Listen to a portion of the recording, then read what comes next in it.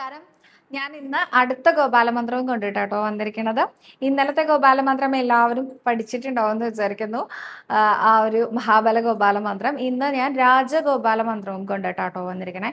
എന്തിനു വേണ്ടിയിട്ടാണെന്ന് അറിയോ ഭക്തജനങ്ങളെ? ഈ രാജഗോപാല മന്ത്രത്തിനെ ഉപാസിക്കാറുള്ളത്, മന്ത്രം കൊണ്ട് ഉപാസിക്കാറുള്ളത് അത് ധനസമ്പാദനത്തിന്. ഇന്നത്തെ കാലത്ത് ധനം സമ്പാദിക്കണം എന്ന് ആഗ്രഹിക്കാത്ത ആരും ഉണ്ടാവില്ല അല്ലെ.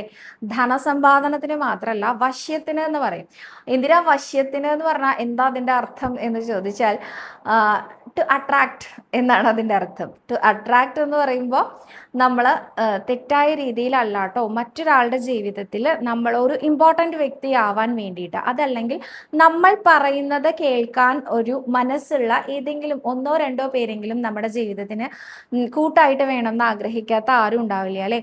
അത് നമ്മുടെ സഹോദരങ്ങളാവാം, അച്ഛനാവാം, അമ്മയാവാം, കൂട്ടുകാരാവാം, ആര് വേണമെങ്കിലും ആവാം, അല്ലെങ്കിൽ നമ്മുടെ പാർട്ട്ണർ ആവാം. നമ്മൾ പറയുന്ന കാര്യങ്ങൾക്ക് ഇമ്പോർട്ടൻ്റ് കൊടുത്ത് നമ്മൾ അവരുടെ ജീവിതത്തിലെ ഏറ്റവും ഇമ്പോർട്ടൻ്റ് വ്യക്തി ആയി മാറാൻ ആഗ്രഹിക്കാത്തവരുണ്ടാവില്ല അല്ലേ. അങ്ങനെ ആഗ്രഹം ഉള്ളവർക്ക് വേണ്ടിയിട്ടാണ് ഈ ഒരു ഗോപാല മന്ത്രം കേട്ടോ. കൃഷ്ണ കൃഷ്ണ മഹായോഗിൻ ഭക്താനാം അഭയങ്കര ഗോവിന്ദ പരമാനന്ദ സർവമേ വശമാനയ. ഇതാണ് രാജഗോപാല മന്ത്രം. ഞാൻ ഒരിക്കൽ കൂടി ചൊല്ലാം. കൃഷ്ണ കൃഷ്ണ മഹായോഗിൻ ഭക്താനാം അഭയങ്കര ഗോവിന്ദ പരമാനന്ദ സർവമേ വശമാനയ.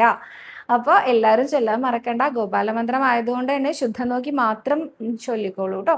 ശുദ്ധമില്ലാത്ത സമയത്ത് സ്കിപ്പ് ചെയ്തോളൂ.